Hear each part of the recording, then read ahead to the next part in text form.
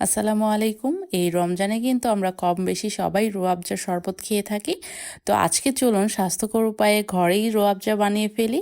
আর বাহিরের রুয়াবজাটা কতটা স্বাস্থ্যকর সেটা কিন্তু আমাদের জানা নেই। তাই চলুন ঘরেই কিন্তু রুয়াবজা বানিয়ে ফেলতে পারি আমরা, খুবই সহজ। আবার বানিয়ে 1 মাস পর্যন্ত সংরক্ষণও করতে পারবেন।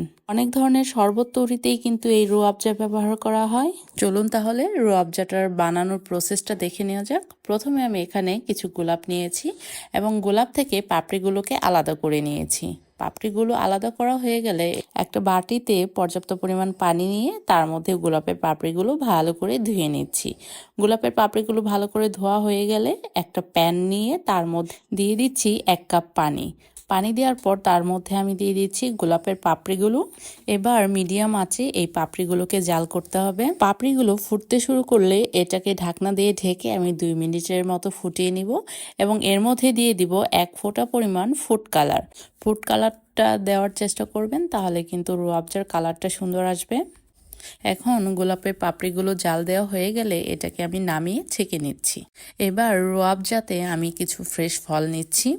এই ফলগুলোকে এখন টুকরো করে কেটে নিতে হবে। আপনার হাতের কাছে যে কয়েকটা ফল আছে আপনি ওগুলোই নিতে পারেন। ফলগুলো কেটে নেওয়ার পর ব্লেন্ডারে দিয়ে ভালো করে ব্লেন্ড করে নিতে হবে। ব্লেন্ড করা হয়ে গেলে একটা স্ট্রেনারে নিয়ে এটাকে ভালো করে ছেঁকে নিতে হবে। আমি এখানে ভালো করে ছেঁকে নিচ্ছি, তাহলে কিন্তু খুব ভালো একটা জুস পাওয়া যাবে এখান থেকে। ফলের জুসটা বের করা হয়ে গেছে। তো এখন আমরা চলে যাচ্ছি রুয়াবজা তৈরি করতে। চুলায় একটা প্যান বসিয়ে তার মধ্যে ফলের জুসটা ঢেলে দিতে হবে আর সাথে দিচ্ছি 1 কাপ পরিমাণ চিনি। আর এখানে গোলাপের পাপড়ি থেকে যে ফ্রেশ পানিটা পেয়েছি সেটা এখানে দিয়ে দিচ্ছি। এখন একটু নেড়ে চেড়ে নিচ্ছি। দেখেন মাশাল্লাহ কত সুন্দর একটা কালার চলে আসছে। এখন এটা মিডিয়াম আঁচে আমরা ভালো করে এটাকে জাল করব। যতক্ষণ না পর্যন্ত এটা ঘন হয়ে আসছে ততক্ষণ কিন্তু এটাকে জাল করতে হবে এবং অনবরত নাড়তে হবে। অনবরত না নাড়লে নিচে কিন্তু ধরে যাবে। বেশ কিছুক্ষণ জাল করার পরে মিশ্রণটা বেশ ঘন হয়ে আসছে এবং আমাদের রুয়াবজাটাও তৈরি হয়ে যাচ্ছে।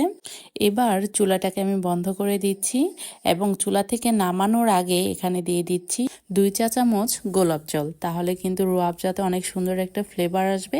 এবার এটাকে ভালো করে আমি ঠান্ডা করে নিব। অনেক ঘন হয়ে গেছে এবং ঘনত্বটাও অনেক ঠিক আছে। এবারে আমি একটা কাচের বোতলে এটাকে ভরে রাখবো। এই রুয়াবজা কিন্তু নর্মাল ফ্রিজে 1 মাস পর্যন্ত সংরক্ষণ করতে পারবেন। আশা করছি আজকের রুয়াবজার রেসিপিটা সবার অনেক ভালো লাগবে। ভিডিওটি ভালো লেগে থাকলে অবশ্যই লাইক, কমেন্ট এবং সাবস্ক্রাইব করে পাশে থাকবেন। আজকে তবে এ পর্যন্তই। সবাই অনেক অনেক ভালো থাকবেন। আল্লাহ হাফিজ।